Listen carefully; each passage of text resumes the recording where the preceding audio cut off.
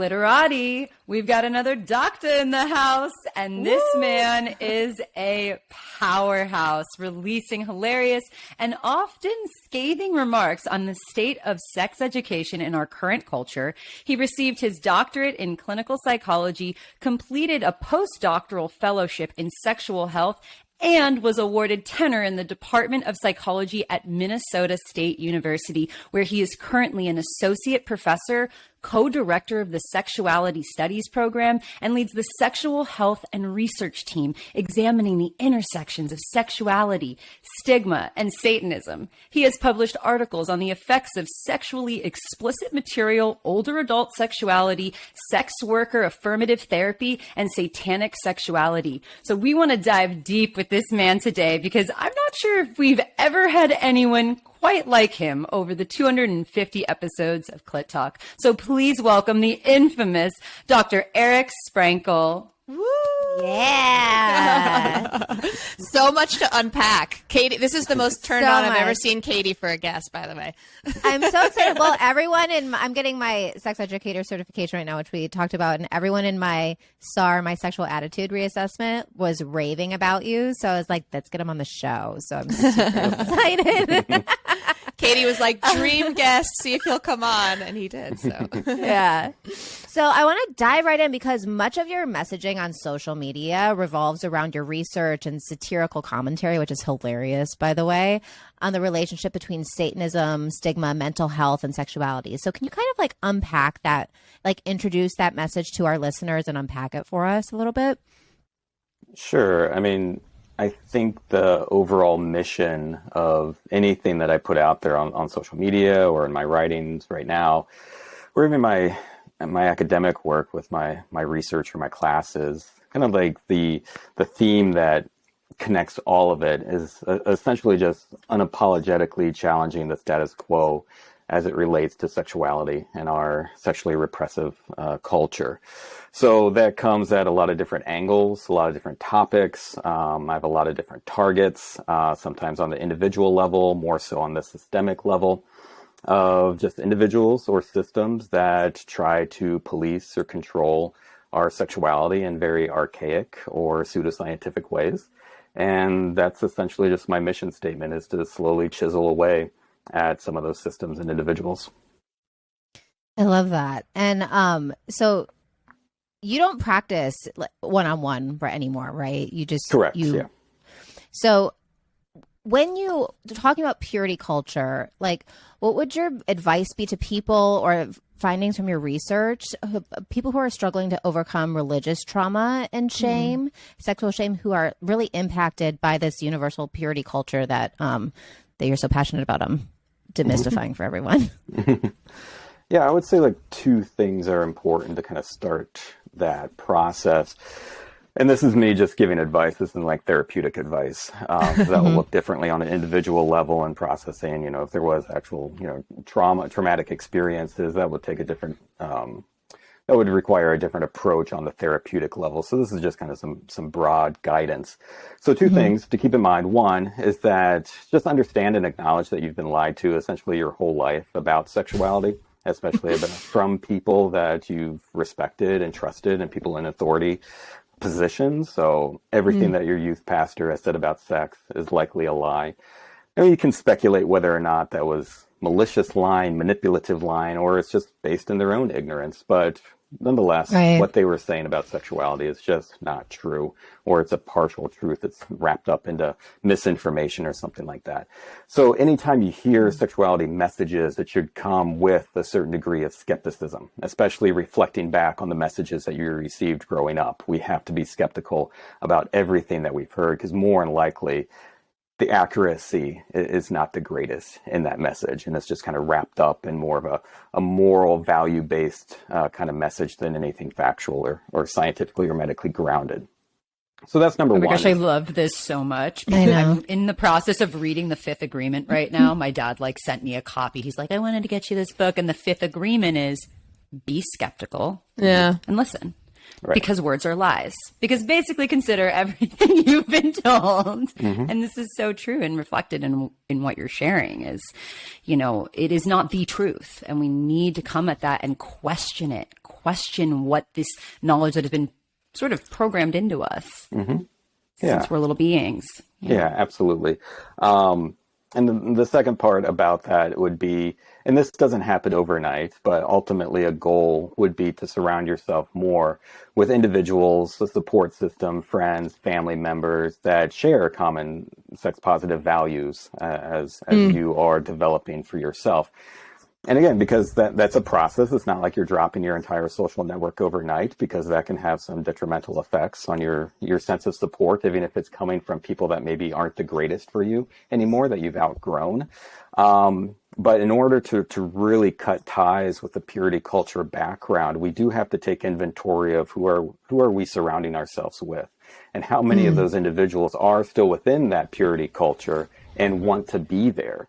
Because then that's going to seep into our lives, right? And so if we want to really distance ourselves from some of those harmful messages that we've received our entire life, we have to seek out a community in which it's made up of individuals that better reflect the values that we're forming for ourselves. And that may mean losing friendships.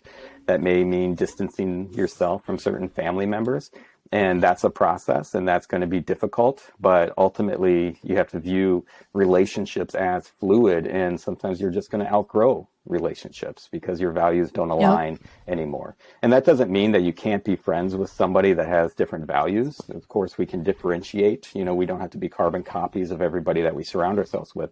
So it's more on an individual level of like, does this person in my life carry an influence around me that I'm trying to get away from? And if that's the case, then maybe some more distance needs to be created and then replaced with individuals that do foster and facilitate the type of values and life and interests and behaviors that we are aspiring to get toward.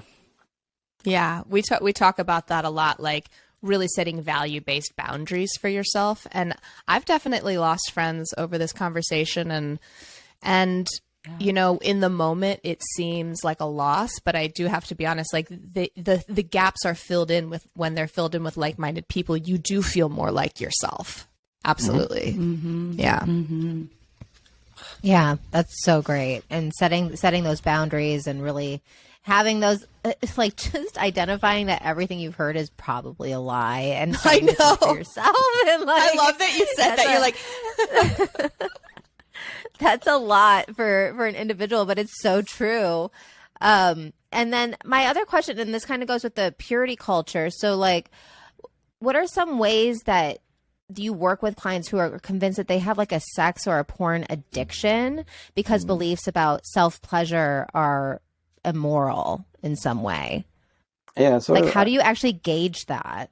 Yeah. So I would look at it and just acknowledge and have the person also acknowledge and see what's going on, that essentially this is a self-fulfilling prophecy. So if we think about that, we're holding attitudes that say masturbation is unhealthy, it's immoral, it's sinful, it's bad for me, whatever the case may be, but they are masturbating regardless, and then they feel distress afterwards, right? Because they did something that they don't want to be doing, that goes against their values, or they think it's bad for them.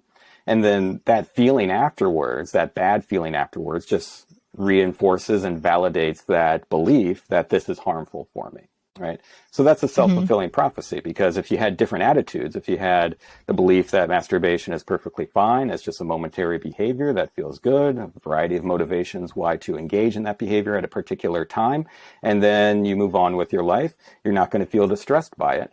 And so it doesn't create a problem for the person. So the first step is to recognize that this is kind of a cycle of attitudes and behaviors not aligning. And if there is better alignment, then there would be better mental health outcomes. Now, where it becomes a problem, kind of a stuck point, is if it's easy if the beliefs are grounded just in some pseudoscientific misinformation or myths that they may have heard, right? So thinking that masturbation is harmful because you lose testosterone, or it's going to have some other negative impact on your physical self, right? Approach to that is just education and realizing that, what you've heard is just, a flat out lie, or it's just kind of a misrepresentation of what the data actually say. So that can be easily resolved through education. It's a little bit more of a stuck point if the prohibitive attitudes against masturbation are more theologically grounded, religiously grounded, Right. that they think masturbation is a sin. Then it's up against a religious belief that I shouldn't be engaging in this behavior because I may go to hell if I do, right? And so if they still engage in that behavior, then they're going to feel out of control. They're going to feel like they have zero willpower. They're swearing that they're not going to do this anymore or cut back, but they can't. They keep doing it. So this is where they start believing that they're addicted to porn or to masturbation or other types of sexual behavior because this feeling of out of control. But it's a feeling of out of control, less about the number of times that they're actually doing something. That actually has poor predictive value in terms of when a sexual behavior becomes an actual problem for somebody. It's more about this belief, I shouldn't be doing this, but I'm doing it anyways. Regardless if it's just a frequency of like once a week, they can still feel like an addict, an out of control person, somebody who's, addicted to this behavior because it's something that they don't want to be doing at all. And if it's for religious reasons, a good reframing, because they'll come into therapy thinking that they have a sex problem, right? That they're a sex addict. It's a self-label. But they don't have a problem with sex. It's not an issue with their sexuality. The issue is with their religious beliefs. That's what the actual crisis is about, because they have beliefs that are so rigid that it's unrealistic for them.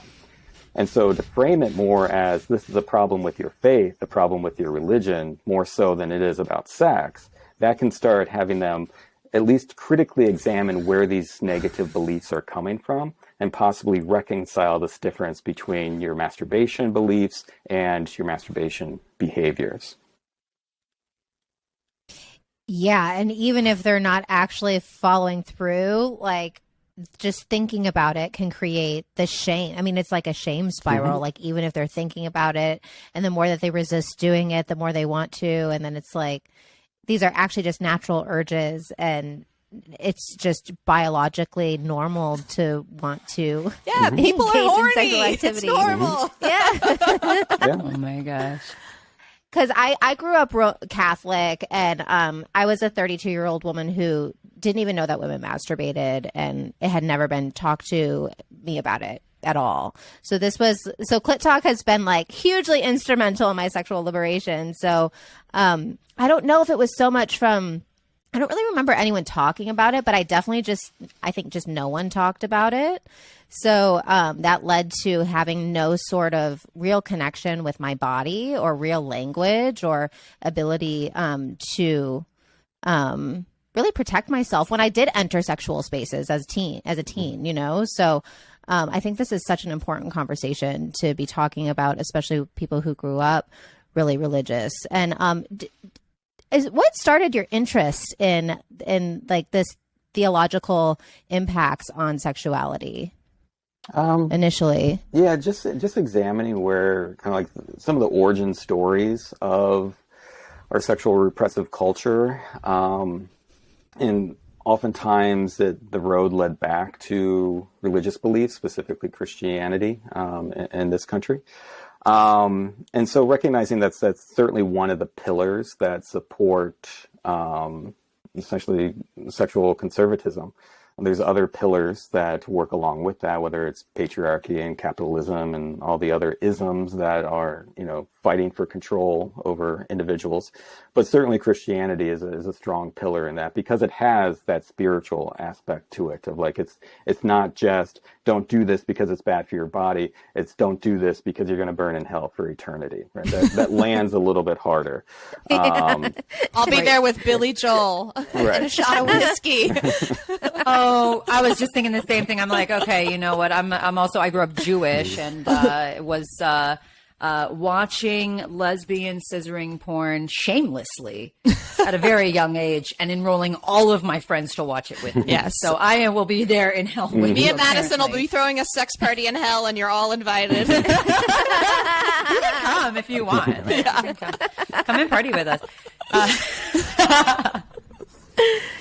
So that's so funny. So we talk about we get a lot of questions from our listeners about communication in their relationships, and a lot of them do argue over porn. And I found this quote from you. It's that it's a lot easier for couples to argue about porn use than it is to have a vulnerable conversation about sexual desire discrepancy, relational boundaries, insecurities, coping mechanisms, and the role of masturbation in the relationship, and why one partner is aroused by pirates. Like, there's so many different things, right? Like, it's easier to talk about, like, oh, you're using porn, instead of talking about the real things that are actually happening. And it's so great because our sex and empowerment communication program, we deal with this a lot. So what is your advice that you have for those in relationships and having these more vulnerable and approaching these more vulnerable conversations, and kind of like breaking down where these things are coming from instead of just placing blame? Yeah, so what that all like revolves around is an acknowledgement of solo sexuality existing in relationships. Like, that doesn't go away, right? A lot of times we have this belief or this unspoken agreement that, oh, I'm in a relationship now, I don't need to masturbate anymore, I don't need to look at porn. Why would I? Because I have a sexual partner. And that's really thinking that masturbation is always just like this secondary behavior, this less than, that can just be replaced with partnered sexual behavior, that is just kind of waiting out for the real thing, as opposed to recognizing and kind of respecting that it's its own sexual behavior and that can exist regardless of your relationship status. So it's having a conversation, I think, starting with, when you're in a relationship, of what does solo sexuality still look like now that we're partnered? And realizing that it does exist and that it doesn't have to be viewed as a threat to the relationship, that just because your partner masturbates does not mean that they are unsatisfied in the relationship, that they are trying to find some type of compensation for a need that's not being met. That certainly can be the case, but that doesn't mean that the relationship is threatened by it. I mean, that can be a role of masturbation, and specifically like porn use or fantasy is to get a need met that's currently not in the relationship, but that doesn't mean that that's going to take that person away from the relationship so they can pursue this fantasy, right? It's being met in that fantasy within the solo sexuality world, and then they still exist perfectly healthily in their partnered relationship. And so the tweet that you quoted about kind of fighting about pirates, I have a hard time believing that any relationship has ended because somebody just wanted to pursue pirate porn over their current relationship. I shouldn't say that doesn't exist. Maybe somebody was unsatisfied with the lack of eye patches or something. But the point of that is to recognize that when we see our partner's browser history, that can spike insecurity of like, well, does this mean I need to start dressing up as a pirate now? Do we need to get a parrot? Like, what is this about? Like, this is clearly fulfilling a need that I'm not providing. And it doesn't have to mean anything. It doesn't even have to involve you whatsoever. This is their solo sexuality, and you have your partner's sexuality, and there can be overlap, there can be crossover, right? But it doesn't have to be, right? It's no different than, like, I can really enjoy just, going through the drive-thru at Wendy's and eating in the parking lot, a sandwich and fries, and that would be totally satisfying for me. Does that mean that that's taking away from an experience of enjoying a nice dinner with my wife? Absolutely not. The two aren't comparable, but they're meeting needs in that moment that the other person or the other behaviors cannot. And so I think having couples start with the acknowledgement of, I'm still an individual sexual being now that I am in a partnered relationship. So what does my individual sexuality still look like now that I'm coupled? And being open and honest with that, because from my clinical experience, the problems that couples came in with, it may have looked on the surface like it was a porn problem. I'll gender this because it was typically like a heterosexual couple, and the husband got caught with porn. The wife found the browser history, and that created a conflict, feelings of betrayal, things like that. And they entered therapy believing that this person was a sex addict or a porn addict. And over the course of therapy, it becomes less and less about the porn and more so about the secrecy and the violation of trust and and the betrayal. So if all of that was out in the open at the beginning, then there was no secrecy. There was no like trying to go into like a private mode or delete browser history or stuff like that. There is an acknowledgement and a respect of, hey, I'm still an individual in this relationship. These are my individual sexual needs that I can get met within still the boundaries of the relationship and whatever that looks like. And that needs to be a conversation of where do we put this boundary? And even monogamous couples need to have that conversation because, you know, there can be disagreements over whether or not it's appropriate for one partner to look at porn.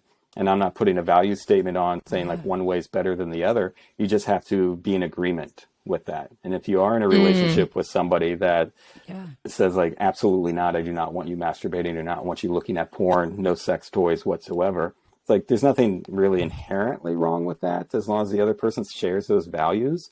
But if they don't share those values, then that could be a serious problem for the relationship. And they need to be open and honest about that.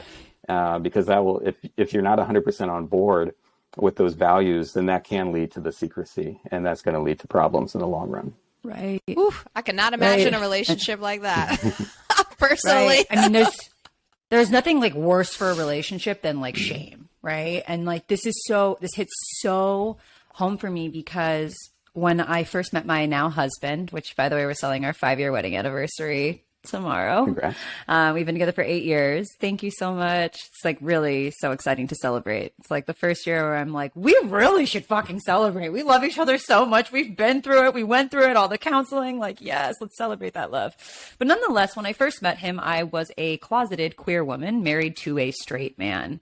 And 4 years into that relationship, I could not speak to my husband without the bitchiest tone. Like I was just fundamentally resentful of him and I didn't know why. I then discovered 6 months after starting Clit Talk that it's because I'm not expressing my individual sexuality, as you so beautifully coined, inside of this relationship. And fortunately for me, my partner was all about supporting me on this self-sexploration that I went on, allowed me the space to have a relationship with another woman for the first year of our marriage. And that I got to journey safely and journey well in that. And here we are like 5 years later. But if it was a value difference, you know, it could have been a deal breaker for him. And he could have been like, well, I thought I was marrying a straight woman and we were going to be monogamous forever. And this no longer works for me. But luckily in my instance, his value for self-growth superseded his own expectations of what he thought his relationship would look like. And he was way more curious in growing with me and like becoming more of who he, like just that personal discovery for himself. But I imagine that in some relationships that would look like the other person being like, this is a no for me. This is a deal breaker. Yeah. We're complete. Yeah, and it certainly can be. And it's, you know, and there's a lot of middle ground between those two outcomes as well. But it is really about authenticity and, you know, the cliche of like, you know, relationships require like compromise, and which is true. You're dealing with other people. And so there needs to be some give there, but only to a certain extent to avoid like that buildup of resentment over time. And so what is your authentic self? Still giving into some compromises that you're willing to compromise on in a relationship. And that's going to look different for every couple. Some are going to maintain monogamy and have like various definitions of what those boundaries look like within monogamy. Others, it's the best fit to open up that relationship into a more of a non-monogamous sphere and put boundaries around it within that non-monogamous kind of space. But, you know, there's no, you know, blueprint that everybody can follow. It's so unique, and it just requires everyone to be very, very honest of what their values are, what they need, and hopefully it aligns with your partner. And if it doesn't, acknowledging that, and, you know, is it a deal breaker, kind of a lack of alignment, or is it something that can be worked on over time? Again, it's very individual, but at least to know that it may just not be a good fit once all this authenticity comes to the surface. And that's how I always approach couples therapy. It's a little unorthodox from what I hear from like traditionally trained couples therapists coming out of more of like marriage and family therapy programs, of where the focus is on to increase the health of the relationship. As a clinical psychologist, I focused more on the individual health, and ideally that each individual in the couple would grow individually and increase their own health. And ideally, right, the relationship would become stronger as a result. But I would tell them up front, like with health increasing both on an individual level, that may get to the point where you realize the healthiest decision is not to be in a relationship with one another. And that's a transition, and that can be difficult, that can be stressful, and that can be sad.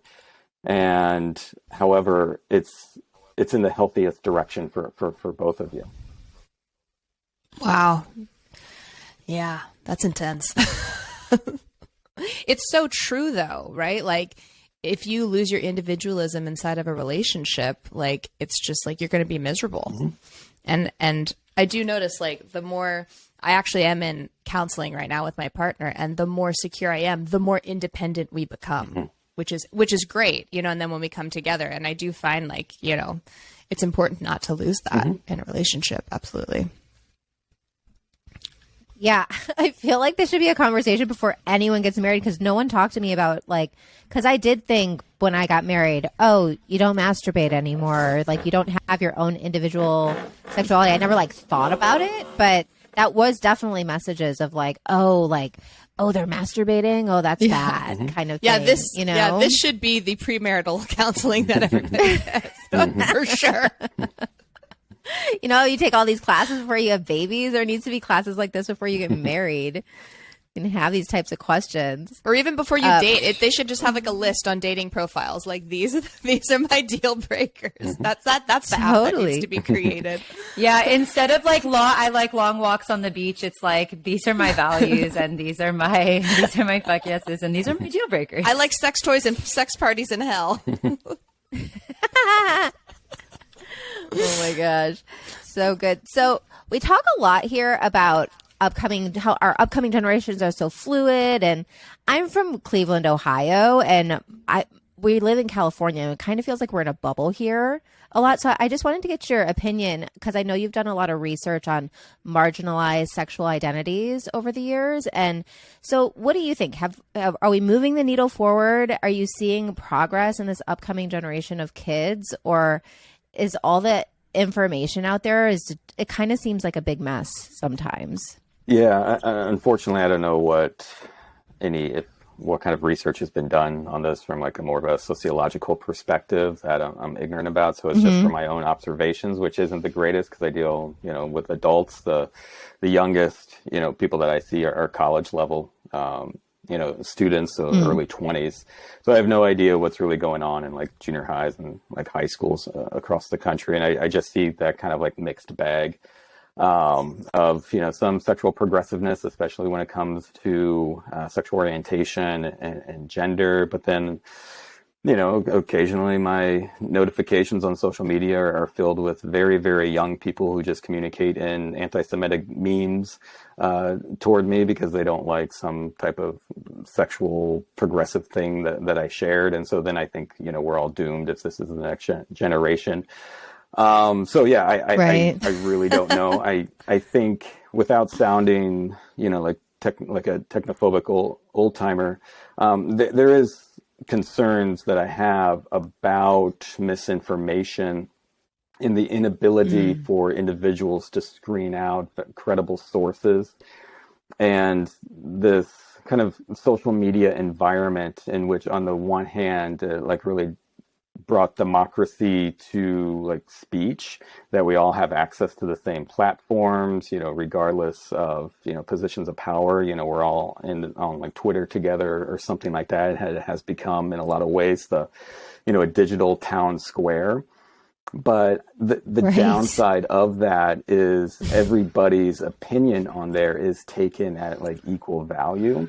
And when we're talking about like medical and scientific facts, there shouldn't be like equal opinion about that, because that's not the reality. So I find myself up against that a lot on social media, that I'm spouting medical information, scientific facts, interpreting, you know, research articles, and kind of packaging them so the public can understand them even without, you know, a scientific background.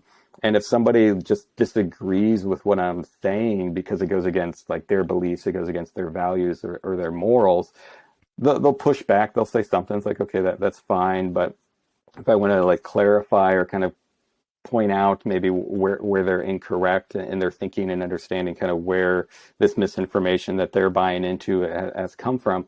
A lot of times, ultimately, it just comes down to them saying, well, you can have your opinion and I can have mine. And I'm like, this isn't really up for debate. This isn't like an opinion-based conversation. But you're wrong. Right, I know. So that's where I'm concerned. You're actually incorrect. Right. So that's where I'm really concerned with some of the social media misinformation that can spread so quickly, because if somebody has, especially people with large platforms, if they're spouting some nonsense and misinformation, there's automatically like a degree of credibility coming from it because they have a large following, and then that becomes like truth.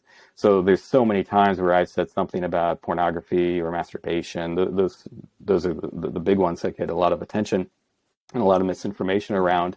Somebody will say, well, I saw this, TikTok or this YouTube video, or I watched this documentary and it said like the complete opposite. And that's what they're buying into, because they buy into it because it aligns with their values. So it's just a confirmation bias for them.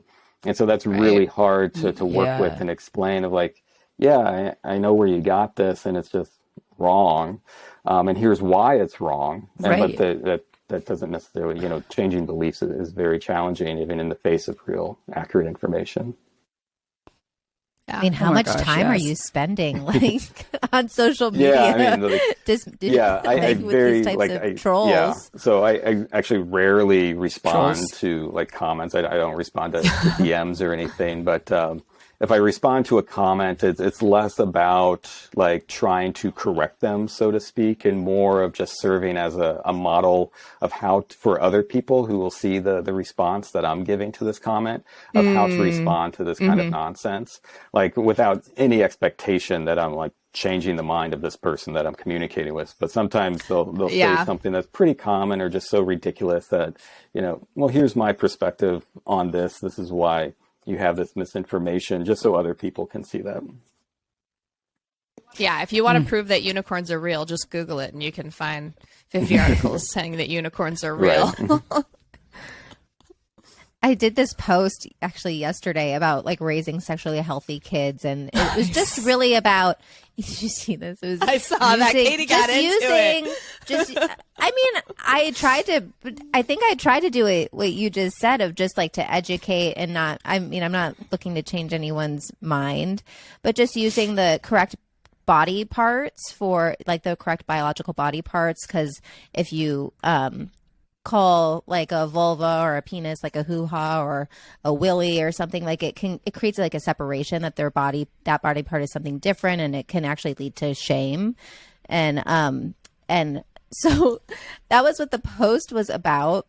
And you're nodding your head. I'm actually looking for validation, because I just learned this in one of my classes, and they were like, to say the scientific terminology is correct is like, how do you know if the terminology is correct when words come from the Greek language? It's just like, how do you respond to people like that? Yeah, there isn't. I mean, it's so crazy. You don't, right? You just don't. Because it's like trying to explain evolution to somebody who's a diehard creationist, right? So if somebody believes that the Earth is 6,000, on Facebook, right? If somebody believes that the Earth is 6,000 years old and humans rode dinosaurs and stuff like that, it's like no, you can't have a conversation, especially about evolution with them. They're at a kid's table. And so similarly here, I mean, if they're getting that like nitpicky about something, they're not having a conversation in good faith. They're just expressing their discomfort and trying to look at, like, in their mind, what they think are intellectual arguments against yours. And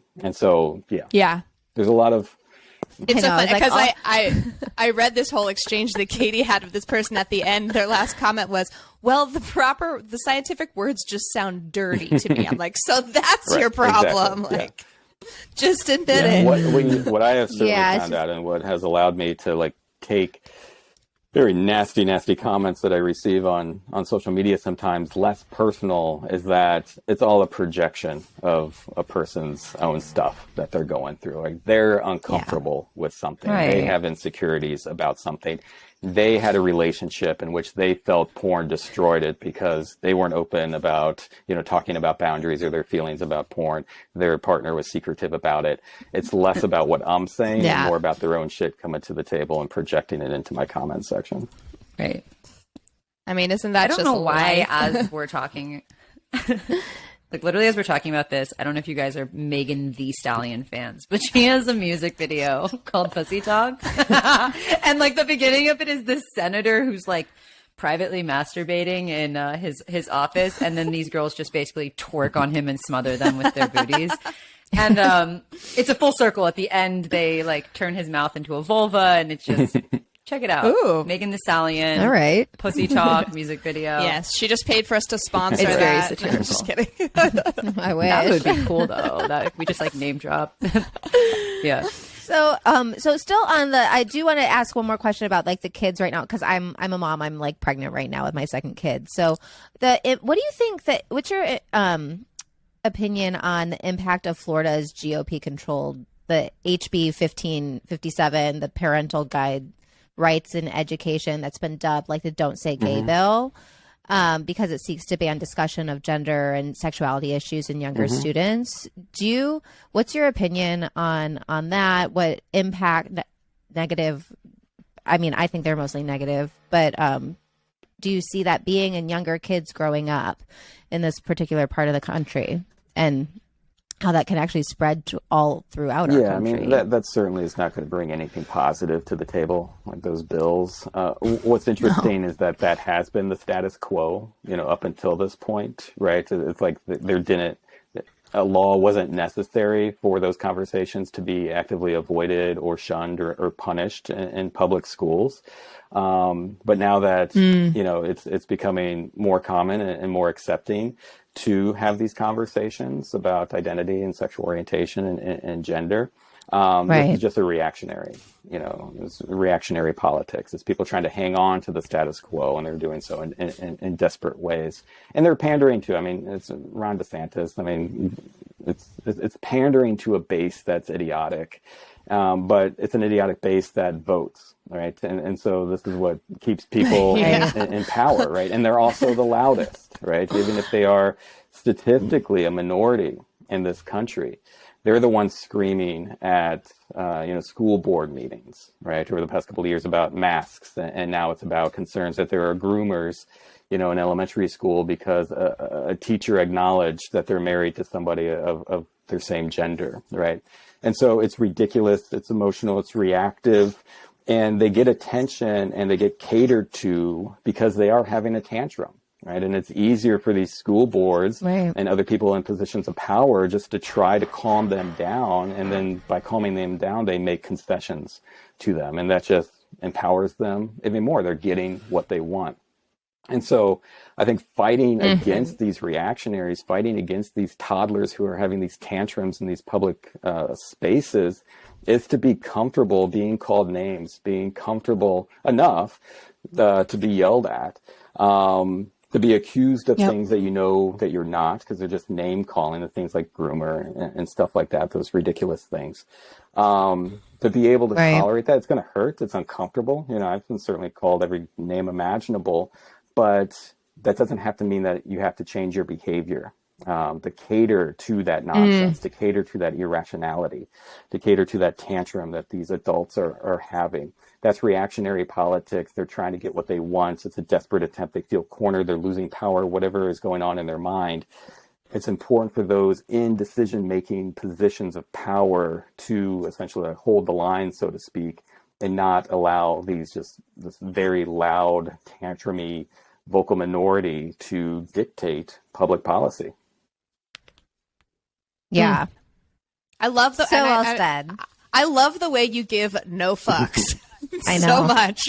Like I need more of that in my life. That's the paradox. If I give a lot of fucks, right? Getting exactly. Well, you give the right fucks. Like with even people that hate me, right? So some random person will send me like a death threat, and I'm like, oh my goodness, why is this person so upset with me, right? That's like personally upsetting. Like the threat of violence aside, it's like, oh, I upset somebody. I don't want to do that. I don't strive to just be like, poking people. Right. But when we're dealing with sexuality, people are going to get upset because it's polarizing. And so it's creating a lot of discomfort in me. But just kind of what I was saying, for people in positions of decision-making power and authority, that don't allow those feelings, that discomfort to change your behavior if you're engaging in behavior that you believe is just and on the right path. Yeah, it reminds, so one of our mentors, Regina Tomashar, I don't know if you're familiar with her. When the Roe versus Wade came out, she had she posted a video on her Instagram, pure emotional reaction, something she calls swamping, and Ben Shapiro and some other guy like took her reaction and were like making fun of her, and the whole thing went viral.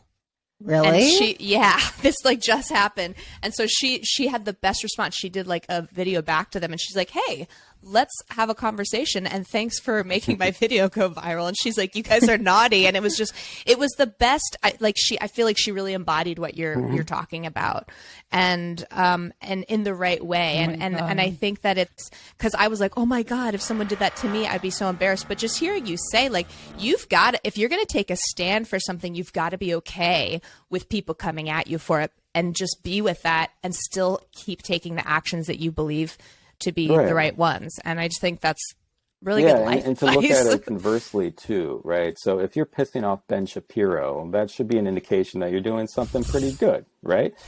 Because I don't want to say something. I don't want to say something relating to sexuality and sexual politics and sexual health and freedom, and Ben Shapiro is seen and be like, "I agree with that. Yeah, that seems like a good stance, right?" Yeah. I do. That could show that I'm a little bit off of my mission. So that's another way to look at it. Like, Ben Shapiro, the whole right-wing media ecosystem that feeds into one another. I know several years back, Tucker Carlson was doing like a little bit of a hit piece on me, and that just created like this flood of hate in my, inbox, voicemail. Man. People were writing letters to my work address and all this stuff, right? Ultimately, it increased my visibility. Right. You're like, thank people you. like Tucker Carlson and Ben Shapiro, they don't give a shit about what they're actually saying, right? They're not like pet causes for them. This is just something that they know. Again, like DeSantis, they're pandering to an idiotic base that gets all worked up about things. But if you find yourself in a situation like that, just know that, our attention span is like, even for something really, really big and something very, very viral, is really no more than 24 to 48 hours. And then the next little shiny thing has the right-wing media ecosystem distracted that they're trying to rile up their base with. And so it goes away pretty quickly, but it can be intense in that moment. But just kind of know that, if these big platform conservatives are upset with you, that you can view that as a good thing, right? You're doing something. New goal. Yeah, right? That's a good, absolutely. I mean, you just got really excited to like receive viral hate mail in that way. Because I know I will. Well, that's when you've made it, when you get a bunch of hate mail and you've really pissed off a lot of people. My next reel is going to be like, Ben Shapiro, I'm talking to you, please. I'm going to tag Ben Shapiro. Oh my God. I'm going to start a fucking little reel war with Ben Shapiro. Such an illuminating conversation. I'm sitting here like so grateful that we got to have this conversation with you. It's kind of wild that we just are for the first time in 5 years. Like, I feel like we're peoples, I'm like, whoa, this is so fun. And I just love the context that you carry with this, and you can feel it, you can see it looking at you. You embody this conversation. And it's just like, of course, to all your success, like who you're being in the world is much needed. And if I can just say on the record, super sexy. And I'm so grateful for that you are, using your platform to just keep going, and it does take that confidence that you think that you really embody, that knowingness, that trust in yourself, that you're doing. You're living your truth, and you're sharing your authentic truth in your message so incredibly. Like, we could all take notes from that. Yeah, and I think it comes because you're so educated, right? So like the biggest issue I see is like the lack of sex education or comprehensive sex education. There's still 15 states that do not require medically accurate sex education for kids. I know. So mind-boggling. And then, so there's been the reintroduction of the Safe Sex Workers Study Act in March, and it's important because communities like us who are being impacted by censorship of sexual speech and content, including comprehensive, medically accurate sex education. So, what's your opinion on that, and like what can we do to really elevate the sex education on a more like legal kind of more impactful arena? Yeah. So do you have any solutions or unfortunately, like ideas? in the United States, right, it's so fragmented. The federal Department of Education is one of the weakest departments at the federal level. They have very, very few mandates. At best, as when it comes down to like sexuality education, it's just how much abstinence-only funding gets during a particular presidency or something. But that's which leads to more pregnancies. Right. Yeah. So it's really at the state issue, and even more so at the individual district level. And so to become active at that district level to see what are the sex ed requirements within the school district in which you live. Can you see the curricula? Who's teaching it? And even beyond just established curricula, whether it exists or not, who's being invited for, assemblies? Because a lot of times that's how abstinence only proselytizing from religious groups gets into public schools. It's through like some ridiculous assembly that's guised under sexual health, but it's just purity messaging coming from like a youth pastor. But they kind of dance or walk that fine line of not proselytizing overtly, but it's certainly coming from religious, specifically Christianity, value system programming. So becoming involved at the district level and combating those reactionaries that I was talking about earlier who are yelling at some of these policies specifically, but being the louder voice in the room. Unfortunately, people in positions of power, decision-making power, they are going to cater to those who are showing up and making noise, even if they are in a minority. So it's important to be the louder voice, to drown out the reactionaries and those coming from a place of irrational beliefs about sexuality, where it's just their own personal religious beliefs that they want to project into public policy, into school curricula. Just have to drown them out. That's painting obviously a broad stroke. Even the most progressive school district is going to be confined with what they are legally able to teach based on state law. And so it may need to then jump up to the next level of like, okay, your school district is doing everything in their ability, but these state laws are pretty prohibitive and kind of backwards and archaic. And so what do we need to do now on the state level for advocacy? Who would we start speaking to with that? And any type of not direct action, but advocacy working within the system that's been effective for me, it is, you really have to keep it local. So no one's going to care about you if you're coming from like an out of state. Like for me, from Minnesota, I can't go down to Florida and advocate for better sex ed there. Like that, nobody, the elected politicians don't serve me. I'm an out-of-stater. And even within a state, you have to go with your elected individual, right? Your state senator, your state representative, get them on board, start a coalition with those that actually do represent you in your specific district or neighborhood. And ideally, you have a coalition of like-minded individuals in other parts of the state that they can get their elected officials on board, and then you can start getting some momentum for some change. But it is like a very much a grassroots effort. Yeah. Wow. Yeah. And then also like, I think what we're doing is we're really passionate about having adult sex education so that parents can actually be more comfortable in their sexuality so that they can pass that on to their kids, because it can also start at home. But yeah, that's really great advice on the state stance of like what you can actually do. Yeah. Vote like your rights depend on it, because they do. They really do. Well, this was illuminating. Thank you so much for all of your, candid and transparent answers. I think that this is a conversation that we haven't really been able to have with any other guests. Yeah, so my thank pleasure. you Yeah. so much. This is a huge gift to our listeners and to us and to the world, because we're going to get the message out there. So is there anything that you wanted to leave our listeners with? No, I get asked this occasionally, and I should have a better answer because I don't. I'm not good with closers. So, yeah. I don't. You know, okay. Well, where's the best place for our listeners to? Obviously, we're going to have all the links in our show notes for everybody. You do have to follow this man on social media. His social media is incredible. Where's the best place for people to follow you and to stay in this social media is the conversation best with place you? right now. Things are in the work that I'll have other outlets.